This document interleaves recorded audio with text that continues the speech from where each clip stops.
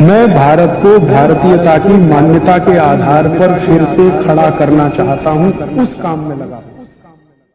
दोस्तों, कृपया भाई राजू दीक्षित जी के इन दुर्लभ वीडियो को अंत तक जरूर देखें एवं इन दुर्लभ जानकारियों को अपने सभी दोस्तों एवं अन्य लोगों तक जरूर से जरूर साझा करें। धन्यवाद। हमारे देश में अब मुझे ये समझ में आने लगा है कि किसी भी भारतीय नागरिक को चिकित्सा सुविधा की जरूरत नहीं है, चिकित्सकीय ज्ञान की जरूरत है। हेल्थ फैसिलिटीज नहीं चाहिए, नॉलेज चाहिए। नॉलेज की बहुत कमी, और इतनी कमी है कि पढ़े लिखे लोग उससे ज़्यादा पीड़ित हैं। छोटी छोटी बातें नहीं जानते। पानी को उबाल के पीना, ये इतनी छोटी सी बात है, लेकिन आज के समय की बीमारियों में सबसे इफ़ेक्टिव है, खासकर 3 महीने की ये जो। तो आप उनको बता दो भैया पानी उबाल के पियो, उबाल के पानी पीने से क्या होता है वो समझा दो उनको, 10 मिनट में समझ में आ जाए। फिर उनसे कहो कि खाना खाते हो तो कुछ ये खाओ ये मत खाओ, क्योंकि दिनचर्या ऋतुचर्या जो आयुर्वेद की है ना, वो जरूर सीख लो। दिनचर्या और ऋतुचर्या जरूर सीखो, आयुर्वेद की बहुत आवश्यक है। और आपको मैं एक किताब का नाम बोल के जाता हूँ, इसको पढ़ो। भगवत गीता जैसे पढ़ी जाती है, रामचरितमानस जैसे पढ़ी जाती है, उस किताब का नाम है अष्टांग हृदय।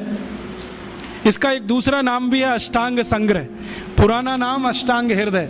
ये किताब का जो स्वस्थ व्रत है ना, वो ऐसे पढ़ो जैसे आप धार्मिक पुस्तक पढ़ते हो, और उसको बार बार पढ़ो तो याद हो जाएगा, कंठस्थ हो जाएगा। उसमें 2000 सूत्र हैं। ये सूत्र लोगों को बताना शुरू कर दो। छोटे छोटे सूत्र हैं, जैसे खाना खाने के बाद पानी मत पियो, स्वस्थ रहना है जिंदगी भर तो खाने के 1 घंटे के बाद पानी पियो।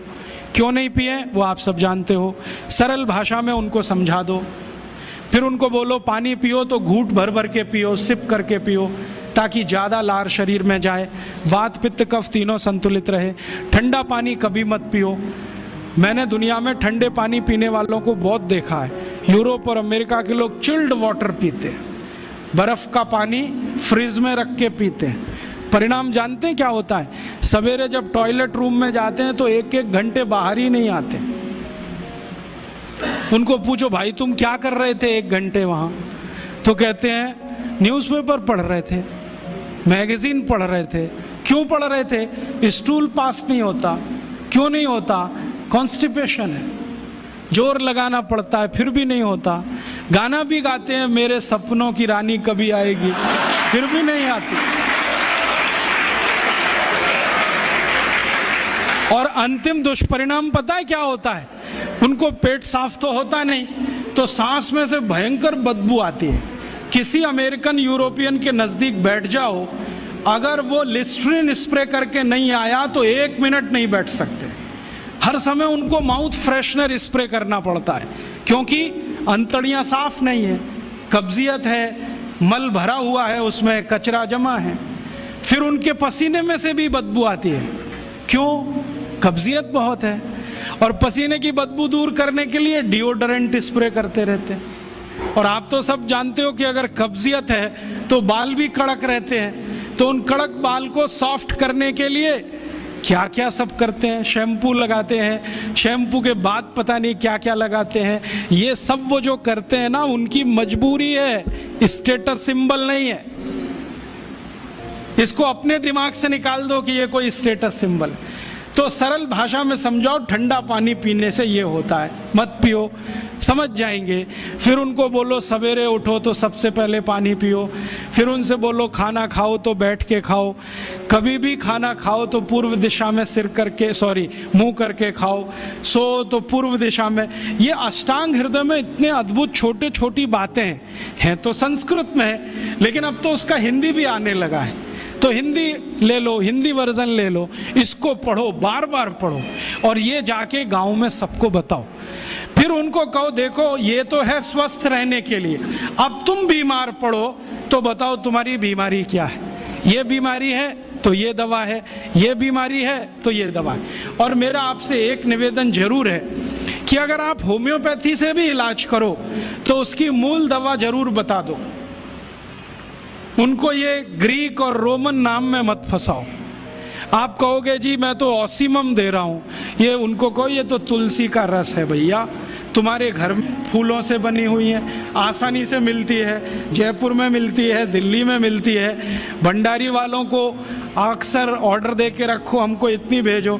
उनको जो पता चल गया कि आप प्रचार के लिए कर रहे हो तो मुफ्त में भी दे देंगे आपको। तो इस तरह से आप गांव-गांव जाओ, छोटे छोटे शिविर लगाओ, गांव वालों को इकट्ठा करो।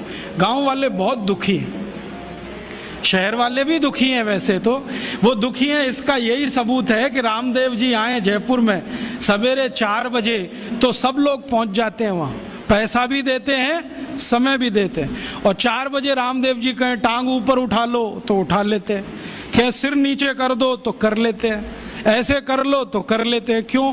परेशान है, दुखी है, शरीर उनका साथ नहीं दे रहा है। और इतने दुखी हैं कि रामदेव जी तो क्या, कोई टिम्बकटू आ जाए उसी के सामने वो आ जाएंगे। और वो दुनिया भर में घूम के आते हैं अपनी अपनी छोटी छोटी बीमारियां लेके। तो इन जो दुखी लोगों का थोड़ा थोड़ा आप मदद कर दो इलाज के रूप में, ये सब आपके भगत हो जाएंगे। और ये भगत हो जाएंगे तो कहो आप भी प्रचार करो इसका, वो भी करें, आप भी करो, तो ये इतना तेजी से मल्टीप्लाई करेगा कि 2-5 साल में एलोपैथी का बाजा बज जाएगा। और बजा देना है अपने को।